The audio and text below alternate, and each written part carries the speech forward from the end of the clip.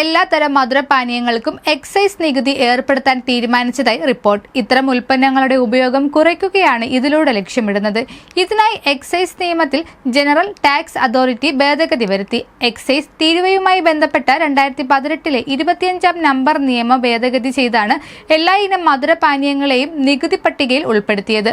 Soft energy ഡ്രിങ്കുകൾക്ക് നേരത്തെ തന്നെയുള്ള നികുതി ഇനി മുതൽ എല്ലാ മധുരപാനീയങ്ങൾക്കും ബാധകമാകും. ഇത് പ്രകാരം പഞ്ചസാര ചേർത്ത ജ്യൂസുകൾ, കൃത്രിമ മധുരം ചേർത്ത പാനീയങ്ങൾ, സിറപ്പുകൾ, മറ്റു മധുരപാനീയങ്ങൾ എന്നിവയ്ക്കെല്ലാം നികുതി നൽകണം. നികുതി ഏർപ്പെടുത്തുന്ന രീതിയും ടാക്സ് അതോറിറ്റി പരിഷ്കരിച്ചു. പാനീയത്തിലെ പഞ്ചസാരയുടെയോ മധുരത്തിന്റെയോ അളവ് അടിസ്ഥാനമാക്കിയായിരിക്കും ഇനി നികുതി നിശ്ചയിക്കുക. മധുരം കൂടുന്തോറും ഉൽപ്പന്നത്തിന്റെ വില കൂടും. ഇനി നിയമം ഇഷ്യൂ ചെയ്ത് 3 മാസത്തിനു ശേഷമാകും ഇത് പ്രാബല്യത്തിൽ വരിക. നികുതിദായകർക്ക് പുതിയ മാറ്റങ്ങളുമായി പൊരുത്തപ്പെടാൻ വേണ്ടിയാണ് ഇത്രയും സമയം അനുവദിക്കുന്നത്.